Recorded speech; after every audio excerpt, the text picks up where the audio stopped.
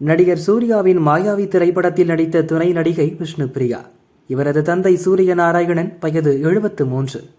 இவர் கொடைக்கானல் குறிஞ்சியாண்டவர் கோவில் பகுதியில் சொந்தமாக பங்களா வைத்துள்ளார். இவற்றின் மதிப்பு பல கோடி ரூபாய். இந்த பங்களாவில் ஆறுமுகம், முரளி ஆகியோர் வேலை பார்த்தனர். சில நாட்களுக்கு முன்பு இந்த பங்களாவில் சுற்றுலா பயணிகள் போல 5 பேர் வந்து தங்கினர்.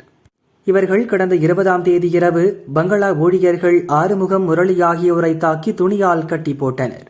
பின்னர் சூரிய நாராயணனையும் இருக்கையில் அமர வைத்து முகம் மற்றும் உடல் முழுவதும் டேப்பால் சுற்றி கட்டியுள்ளனர். இதில் அவர் மூச்சு திணறி பரிதாபமாக உயிரிழந்தார். அதைத் தொடர்ந்து சூரிய நாராயணன் அணிந்திருந்த தங்க சங்கிலி மற்றும் மோதிரத்தை கடற்றி எடுத்துக் கொண்டனர்.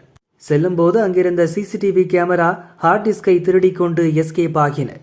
இந்த கொலை வழக்கு தொடர்பாக திண்டுக்கல் எஸ்பி பிரதீப் மேற்பார்வையில் 3 தனிப்படைகள் அமைக்கப்பட்டது. கொடைக்கானல் போலீஸ் இன்ஸ்பெக்டர் வசந்தகுமார் தலைமையிலான போலீசார் 100க்கும் மேற்பட்ட இடங்களில் உள்ள சிசிடிவி கேமராக்களை ஆய்வு செய்தனர். அதில் பதிவான காட்சிகளை வைத்து வேளாங்கண்ணி, சென்னை, புதுச்சேரி உள்ளிட்ட இடங்களில் தொடர்ந்து தீவிர விசாரணை நடத்தினர். இந்த வழக்கில் சென்னை சோளிங்கர் பகுதியைச் சேர்ந்த 31 வயது ஷியாம், கூட்டாளிகள் மகேந்திரன், அரக்கோணம் கோகுல்நாத், ரஞ்சித், திருவள்ளூர் கிருஷ்ணபிரசாத், அட்சய நடராஜ், கார்த்தி உள்ளிட்ட 7 இளைஞர்கள் சூரிய நாராயணனை கொலை செய்தது உறுதியானது. இவர்களை அனுப்பி சூரிய நாராயணன் கதையை முடிக்க தூண்டியது சென்னையை சேர்ந்த கிரிஜா மற்றும் அவரது மகன் கிரண். கூட்டாளி சூரிய நாராயணன் பங்களாவில் வேலை பார்த்த ஆறுமுகம் என தெரிய வந்தது.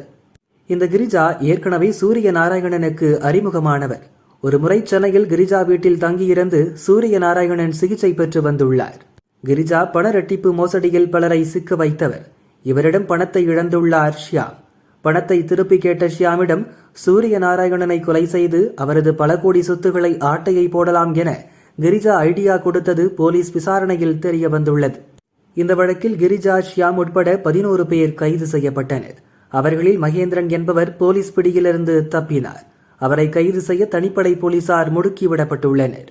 கொலைகார கும்பலிடமிருந்து தங்க மோதிரம், செயின், 3.5 கோடி ரூபாய் மதிப்புள்ள சொத்து ஆவணம் மற்றும் 2 கார்கள் பறிமுதல் செய்யப்பட்டுள்ளது.